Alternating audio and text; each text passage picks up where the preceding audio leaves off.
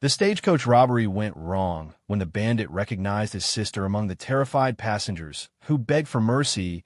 The morning sun hung like a copper coin in the pale desert sky when Jake Sullivan first saw the stagecoach cutting its way through the valley below.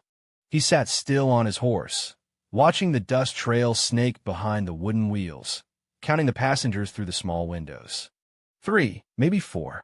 Easy money, he told himself, though the words felt hollow in his chest like they always did before a job. Cole Martinez spat into the dirt beside him and checked his rifle for the 3rd time. "You ready for this, Jake?" His voice carried the edge it always had before they took what wasn't theirs. "Looks like a rich bunch. That coach is riding heavy." Jake nodded, but said nothing. The weight of his Colt pressed against his hip like a stone. 8 years of this life had taught him that words before a robbery were just noise in the wind. What mattered was the moment when you stepped into the road, and everything changed forever. The plan was simple. It always was.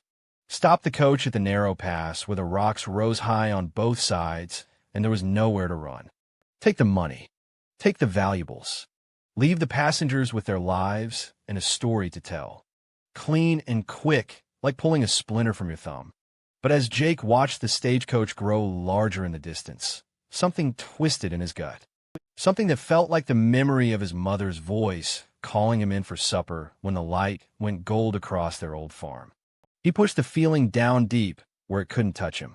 They rode down from the hills with their bandanas pulled high over their faces, becoming shadows with guns instead of men with names. The stagecoach driver saw them coming and pulled hard on the reins. The horses reared and snorted, their eyes wide with fear. Dust rose around them like smoke. "Nobody moves, nobody dies," Jake called out, his voice muffled by the cloth across his face.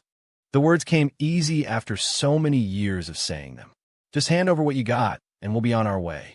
The driver was an old man with gray in his beard and hands that shook as he reached for the strongbox beneath his seat. "Please, mister," he said, his voice thin as paper. "I got a wife waiting for me in Silver Creek. Don't make her a widow today. Just the money, old man. Nothing more." The passengers inside the coach were quiet as stones. Jake could see them through the window, pressed back against their seats like they wanted to disappear into the leather.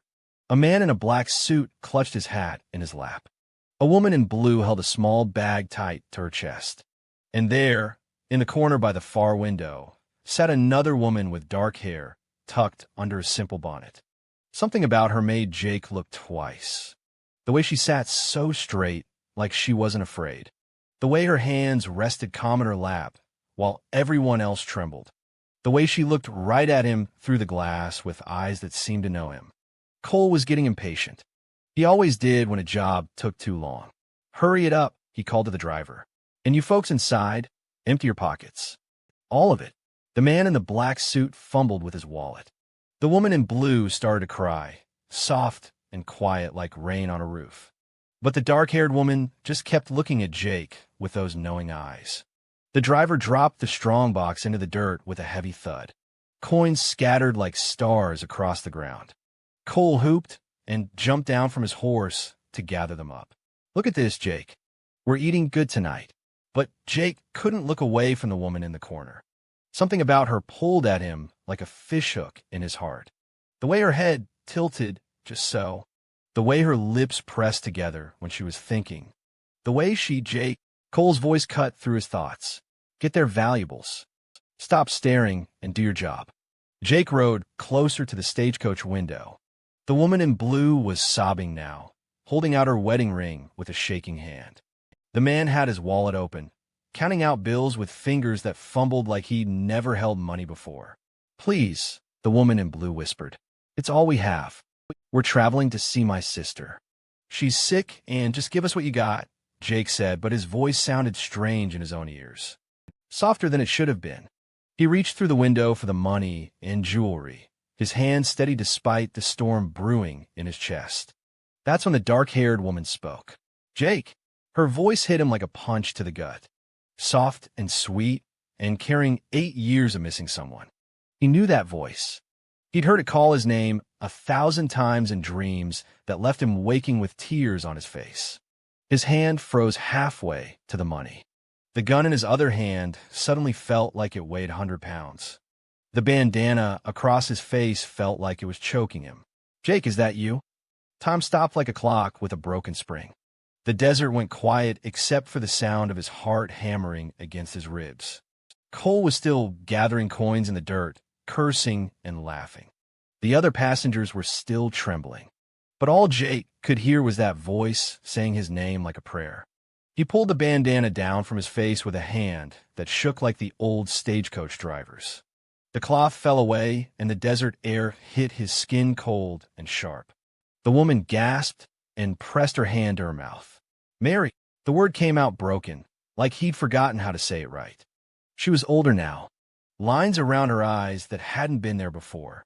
Her hair was darker, pulled back in a way that made her look like a grown woman instead of the girl who used to follow him around their father's farm. But it was her. It was Mary, his little sister who used to steal apples from their neighbor's tree and share them with him by the creek. "Oh God, Jake, what have you become?" The question hung in the air between them like smoke. Jake looked down at the gun in his hand, at the money scattered in the dirt, at Cole still laughing and counting their stolen fortune. He looked at the fear in the other passenger's eyes and the tears on Mary's face. What had he become? The gun dropped from Jake's hand like a stone falling into a well. It hit the ground with a dull thud that seemed to echo off the canyon walls, but he barely heard it. All he could see was Mary's face through the stagecoach window, older and changed, but still carrying the same gentle eyes that used to watch him milk the cows at dawn. "Jake." She said his name again, softer this time, like she was trying to make sure he was real. Her hand pressed against the glass between them, fingers spread wide. "It really is you." He wanted to move, to step closer, but his boots felt rooted to the earth like old fence posts. 8 years of running had taught him how to disappear, but they hadn't taught him how to face the people he'd left behind. "Mary," the word stuck in his throat like dry bread. What could he say? That he'd thought of her every day? That he'd wondered if she was safe, if she was happy, if she remembered the brother who'd promised to take care of her and then rode away into the night like a coward? Cole's voice cut through the moment like a knife. "Jake, what the hell are you doing? Get their money and let's go." He was still on his knees in the dirt, stuffing coins into his saddlebags, but his eyes were getting sharp and suspicious. Cole didn't like it when plans changed. Mary heard him and looked toward the other bandit with fear creeping into her face. Then she looked back at Jake, and he saw something that made his chest ache. She wasn't just afraid. She was ashamed. Ashamed that her brother was the kind of man who pointed guns at innocent people and took what wasn't his. "Please," she whispered, so quiet only Jake could hear. "Let me out. Just for a minute." The stagecoach driver was watching everything with wide eyes, his hands still shaking on the reins. The other passengers sat frozen like rabbits when a hawk circles overhead.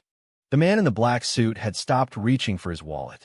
The woman in blue had stopped crying. Everyone was waiting to see what Jake would do. Jake looked at his gun lying in the dust. Then he looked at Cole, who was getting to his feet with his rifle in his hands and questions in his eyes. Then he looked at Mary. "Open the door," Jake said to the driver. "Jake, no." Cole's voice was sharp now, dangerous. "We don't have time for this." But Jake wasn't listening to Cole anymore.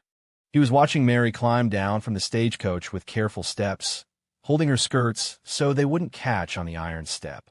She wore a simple dress the color of wheat, and her hair was pinned back under a small bonnet that looked like it had seen better days. But she moved with the same grace she'd had as a girl, like she was dancing to music only she could hear.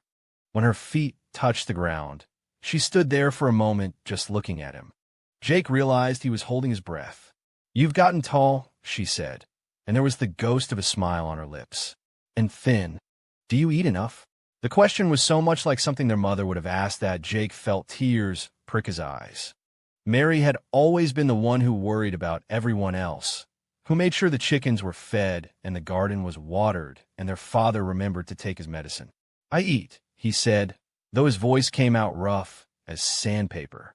She took a step closer, and he could see the details that 8 years had written on her face. Little lines around her eyes from squinting in the sun. A small scar on her chin that hadn't been there before. Hands that looked older, stronger, like they'd worked hard for everything they'd earned. "I'll look for you," she said. "After you left, I rode to every town within 50 miles, asking if anyone had seen you. Father said you'd come home when you were ready, but I knew you wouldn't. You always were too proud for your own good." Cole was moving closer now, his boots crunching on the gravel. "Jake, we need to go. Now." But Jake couldn't look away from Mary. "How is he?" "Father." The light in her eyes dimmed like clouds passing over the sun. "He died 3 winters ago. His heart just gave out one morning while he was feeding the horses. I found him in the stable, lying in the hay like he'd just decided to take a nap." The words hit Jake like a punch to the stomach. He'd always thought there would be time to go back, time to make things right, time to explain why he'd left and maybe earn forgiveness for the things he'd done wrong. But time was a thief, and it had stolen that chance while he wasn't looking. "I'm sorry," he whispered. Mary nodded, and Jake could see she was fighting back tears. He never stopped hoping you'd come home. Even at the end, he'd sit on the porch every evening, watching the road, just in case. The guilt was like a weight in Jake's chest, heavy and sharp. He thought of all the evenings he'd spent in saloons and camps, drinking away the memory of home. All the times he could have saddled his horse and ridden back. All the chances he'd let slip away like water through his fingers. "What about the farm?" he asked, though he was afraid of the answer. "Gone." Mary's voice was steady, but Jake could hear the hurt underneath. "I couldn't work it alone, and I couldn't pay the debts. The bank took it 6 months after Father died. I kept the Bible and Mother's wedding ring and a few other things. Everything else went with the land." Jake looked at her hands and saw the thin gold band on her finger. But it wasn't their mother's ring. This one was newer, simpler. The sight of it hit him like cold water. "You're married." She followed his gaze and twisted the ring with her thumb. "His name is Thomas. Thomas Clayton. He's a good man, Jake. Kind and gentle. He teaches at the school in Silver Creek with me." Her voice got softer. "We've been married 2 years now. Children?" The question came out before he could stop it.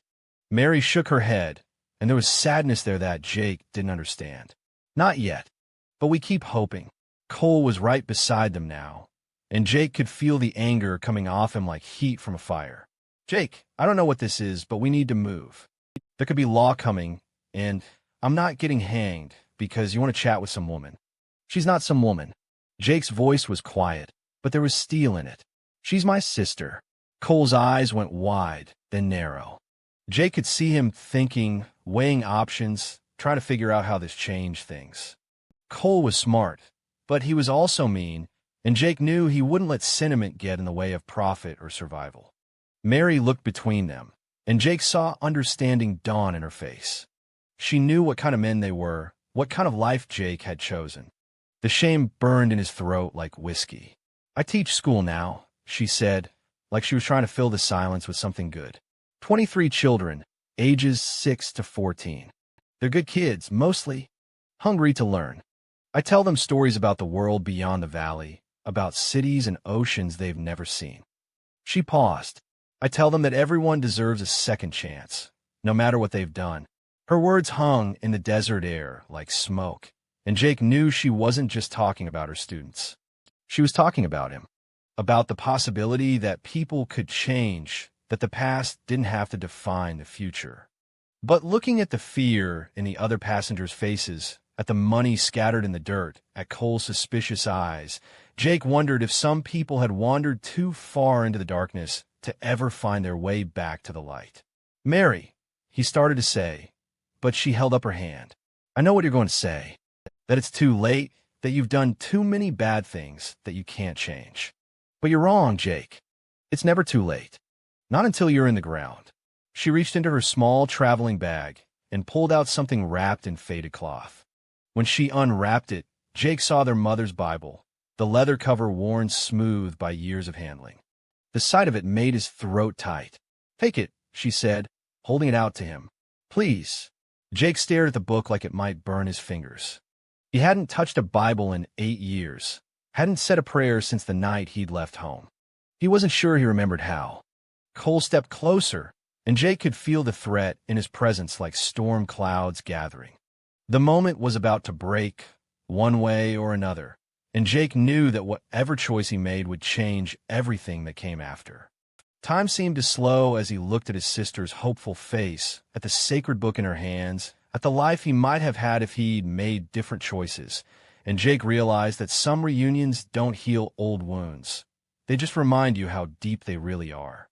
Jake's fingers closed around their mother's Bible, and the leather felt warm against his palm, like it still held the heat of her hands. For a moment, the desert around them faded away, and he could almost hear her voice reading from Psalms by lamplight while the wind howled across the prairie. Mary was right. It was never too late. Their mother had believed that with every breath in her body. But Cole's patience had run out like water from a cracked bucket. Enough of this. His voice cut through Jake's memories like a blade. I don't care if she's your long-lost sister or the Queen of England. We've got money to collect and miles to cover before sundown. He raised his rifle and pointed it at the passengers still huddled inside the stagecoach. Now get their valuables, Jake, or I will. The threat in Cole's voice made the other passengers whimper. The woman in blue started crying again, harder this time. The man in the black suit pressed himself deeper into his seat like he was trying to disappear into the leather. Even the old stagecoach driver seemed to shrink down into his coat. Mary stepped between Cole and the coach, her chin lifted in a way Jake remembered from childhood. She'd always been small but fierce, like a sparrow defending her nest. Please, she said to Cole, her voice steady despite the rifle pointed in her direction. These people have nothing. They're just trying to get to their families. Cole laughed, but there was no warmth in it. Lady, I don't care if they're traveling to see baby Jesus himself. Money is money, and we need what they got. Jake felt something hot and dangerous rise in his chest. Nobody talked to Mary that way. Nobody pointed guns at her and laughed about it. His hand moved toward the pistol on his hip before he even realized what he was doing. Easy there, partner.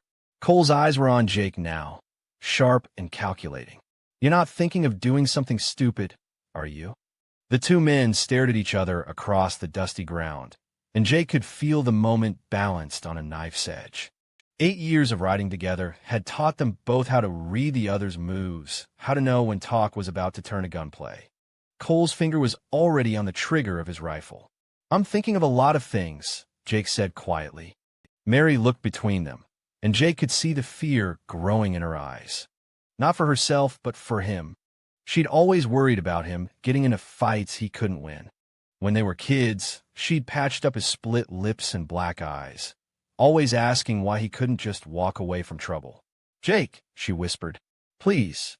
But Cole was already moving, swinging his rifle toward the passengers again. Then let me make this simple for everyone. I'm going to count to 10, and by the time I'm done, I want to see money and jewelry piled right there in the dirt. If I don't, people are going to start dying. 1. The woman in blue fumbled for her purse with shaking hands. 2. The man in the black suit started pulling bills from his wallet. 3. Mary turned to Jake, her eyes bright with unshed tears. There's another way, she said urgently. There's always another way. 4. But Jake was staring at the money already scattered on the ground from the strongbox. Gold coins caught the sunlight like tiny suns, and he thought about all the things that money could buy. Food when his stomach was empty. Shelter when the rain came down. Whiskey when the memories got too heavy to carry. 5. Jake, listen to me. Mary grabbed his arm, her fingers strong and sure. I teach a boy named Samuel. He's 12 years old, and his father died in a mining accident last year. His mother takes in washing to feed him and his baby sister. But Samuel is smart, Jake. Smarter than anyone I've ever taught. He reads everything he can get his hands on, and he asks questions that make me think for hours. 6. Last month, Samuel came to school with a black eye. His mother's new husband had hit him for reading instead of doing chores. I wanted to march over there and give that man a piece of my mind, but Samuel begged me not to. He said it would only make things worse. 7. Cole's voice was getting louder, more impatient. The passengers were crying openly now, throwing their valuables into a pile like they were feeding a hungry fire. But you know what Samuel said to me? Mary's voice was urgent, desperate. He said that just because someone hurt him didn't mean he had to hurt someone else. He said his real father taught him that pain doesn't have to pass from person to person like a sickness. It can stop. Someone just has to be brave enough to stop it. 8. Jake looked at the pile of money and jewelry growing in the dirt. Wedding rings and pocket watches and silver coins that meant the difference between eating and going hungry for the people who owned them. He thought about Samuel, a 12-year-old boy who understood forgiveness better than most grown men. 9. I know what you've done, Jake. I know what you've become. But I also know who you used to be. You used to catch spiders in the house and carry them outside instead of killing them. You used to give your dinner to our old dog when you thought nobody was looking. You used to 10. Cole's finger tightened on the trigger, and Jake saw the exact moment when his partner decided that talking was over. The rifle barrel swung toward Mary, and time seemed to stop like a clock with broken gears. In that frozen moment, Jake made his choice. He drew his pistol and pointed it at Cole's head. Don't. The word came out flat and final, like a coffin lid closing. Cole's eyes went wide with surprise, then narrow with understanding. In 8 years of riding together, Jake had never drawn on him, never even threatened it. You're making a mistake, Jake. Cole's voice was soft, but his rifle was still pointed at Mary. A big one. Maybe, but it's my mistake to make. The stolen money lay between them like spilled blood, and Jake could feel its weight pulling at him. All those gold coins could buy him a new life somewhere far away. New clothes, a good horse, a steak at the poker table. He could disappear into Mexico or California and never look back. But Mary was looking at him with such hope in her eyes, and Jake remembered what their mother used to say about choices. She'd say that every person gets moments when they can choose who they really are, and those moments define them more than all the years before and after combined. You're choosing her over me? Cole asked. Over 8 years of partnership. Jake thought about those 8 years. The banks they'd robbed, the stages they'd stopped, the people they'd frightened and hurt. All the nights sleeping under stars with blood on their hands and guilt in their hearts. All the mornings waking up a little emptier, a little more lost. I'm choosing who I want to be, Jake said. Cole smiled, but it was the smile of a rattlesnake coiled to strike. Fine. But you know I can't let you walk away from this. You know too much about too many jobs. The law would love to get their hands on what's in your head. Mary stepped closer to Jake, and he could smell the soap she used in her hair, clean and simple like their mother's kitchen on Sunday mornings. You don't have to do this alone, she whispered. Thomas and we can help you start over. Find honest work. Make amends. The word amends hit Jake like a physical blow. How do you make amends for 8 years of taking what isn't yours? How do you apologize to all the people you've frightened, all the families you've hurt, all the trust you've broken? But looking at Mary's face, Jake realized that maybe amends wasn't about erasing the past. Maybe it was about making sure the future looked different. Cole was getting nervous. His eyes kept flicking between Jake's gun and the road, watching for dust clouds that might mean law coming. You're running out of time, Jake. Make your choice. Jake looked at the money one last time. All that gold, just lying there waiting to be taken. Then he looked at Mary, at the Bible still clutched in her hand, at the hope still burning in her eyes despite everything she'd seen. He kicked the pile of money toward the stagecoach passengers. Coins scattered and rolled, catching the light as they spun. Take your money back, he told them. All of it. Cole's face went dark as a storm cloud. You son of a... But Jake was already moving, stepping between Cole and Mary, his gun steady as a rock. For the first time in 8 years, he knew exactly what he was doing and why. It's over, Cole. The stealing, the hurting, all of it. I'm done. The desert held its breath as two old partners faced each other with guns drawn, and Jake realized that sometimes the heaviest thing you can carry isn't gold at all. It's the weight of all the chances you've wasted, and the fear that you might waste another one. The sun beat down on them like judgment itself, and for a long moment, the only sounds in the canyon were the nervous shifting of horses and the quiet sobbing of the woman in blue. Jake kept his gun trained on Cole, but his old partner's face had gone cold and calculating in a way that made Jake's skin crawl. 8 years, Jake. Cole's voice was soft, disappointed, like a father talking to a wayward son. 8 years I've had your back. Save your life more times than you can count. And this is how you repay me. You know, it's not about that, don't I? Cole's rifle hadn't moved an inch. It was still pointed at Mary, who stood frozen between them like a deer caught between two wolves. Seems to me it's about a pretty face and some sweet words about second chances. But I know you, Jake Sullivan. I know what you really are under all that guilt and self-pity. Jake felt something cold settle in his stomach. Cole was right about one thing. They didn't know each other. They'd shared campfires and bottles of whiskey. They'd planned jobs together and split the take down the middle. Cole knew all his weaknesses, all his fears, all the ways to hurt him where it would count the most. You're a killer, Jake, just like me. And killers don't get to become schoolmarms and Bible thumpers just because they want to. The world doesn't work that way. Mary stepped forward then, small but determined. You're wrong, she said to Cole. People can change. I've seen it happen. Cole laughed, sharp and bitter. Lady, you don't know what your brother's done. The people he's hurt. The blood on his hands. You think reading from that book is going to wash it all clean.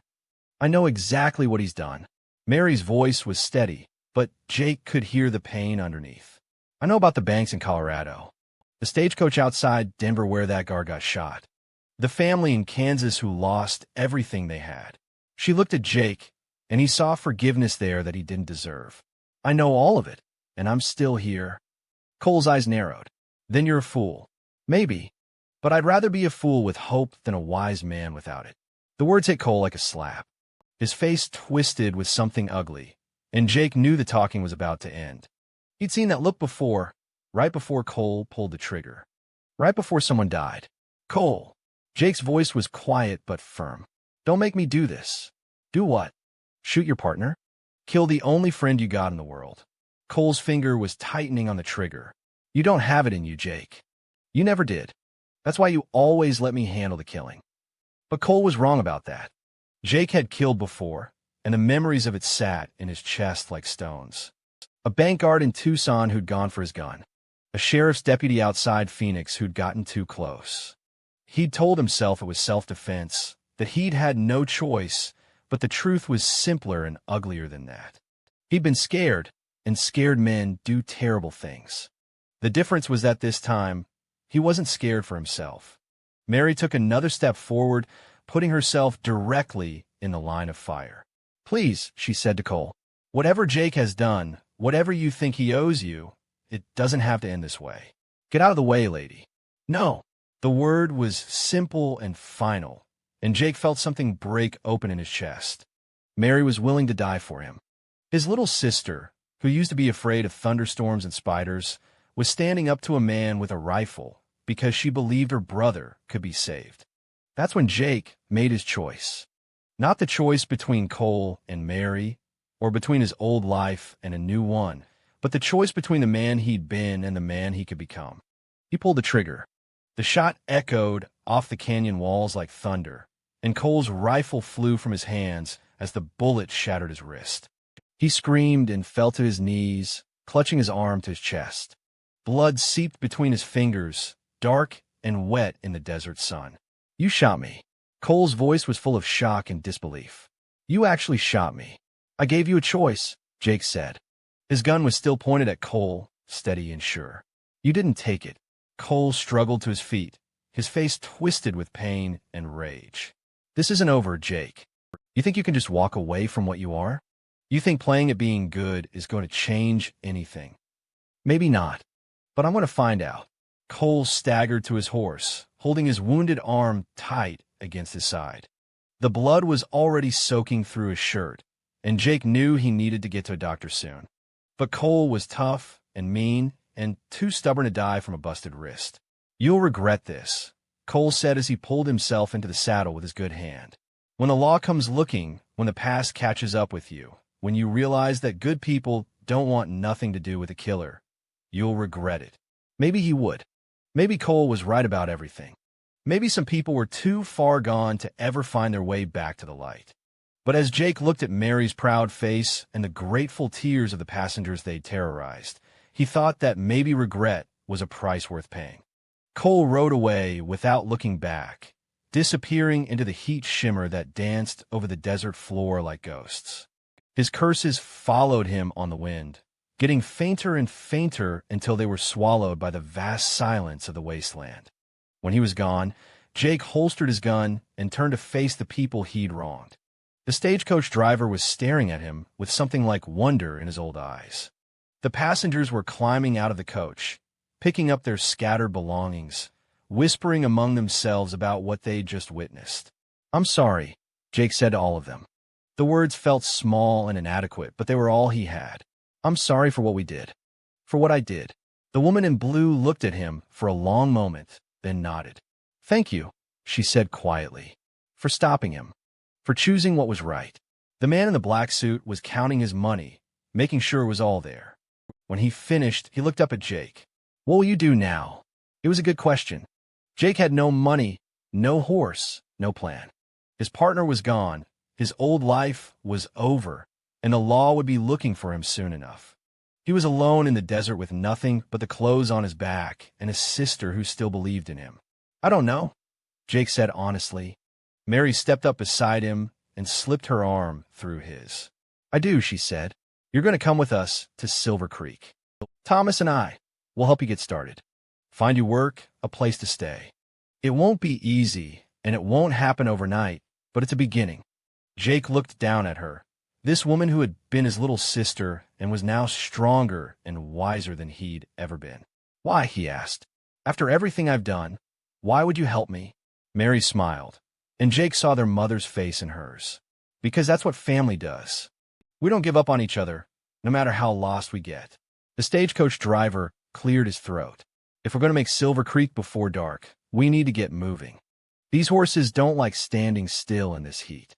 As the passengers climbed back into the coach, Mary pressed their mother's Bible into Jake's hands. The leather was warm and soft, worn smooth by years of faithful reading. Inside the front cover, he could see his mother's handwriting. "The Lord is my shepherd, I shall not want." "She never stopped praying for you," Mary said, "even after you left. Every night before bed, she'd ask God to keep you safe and bring you home." Jake's throat was too tight to speak. He clutched the Bible like a lifeline, feeling the weight of all those prayers, all that love he'd thrown away in his rush to escape the pain of loss. The stagecoach rolled on towards Silver Creek, and Jake walked beside it, talking with Mary through the open window. She told him about her students, about the school where she taught, about Thomas and his gentle ways. She painted pictures with her words of a life built on small kindnesses and quiet faith, and Jake began to imagine what it might feel like to be part of something good again. When they reached the outskirts of Silver Creek, Mary gathered her things and prepared to leave the coach. Jake helped her down, his hands shaking slightly as he touched her fingers. "This is where we part ways for now," she said. "Thomas will be waiting for me at the church. But this isn't goodbye, Jake. Not anymore." She pulled a piece of paper from her bag and pressed it into his hand. "That's our address. And there's something else. Father Murphy at the mission is always looking for men to help with the building work. Good, honest work that pays fair wages. Tell him I sent you." Jake looked at the paper, then at his sister's face. "What if I can't do it? What if I'm too broken to fix?" Mary reached up and touched his cheek, the way their mother used to when he was small and scared. "Nobody's too broken to fix, Jake. Sometimes we just need help finding the pieces." She climbed into a different wagon that was waiting for her, driven by a man with kind eyes and gentle hands who could only be Thomas. As they drove away toward the setting sun, Mary waved from the seat beside her husband, and Jake waved back until they disappeared around a bend in the road. He stood alone in the gathering dusk, holding his mother's Bible and his sister's address. And for the first time in 8 years, Jake Sullivan didn't feel like running away. The road ahead was uncertain, full of challenges he couldn't imagine and consequences he'd have to face. But it was his road to walk, and he wouldn't be walking it alone. Somewhere in the distance, church bells were ringing, calling the faithful to evening prayer. Jake listened to their voices carrying on the wind, and he took his first steps toward home.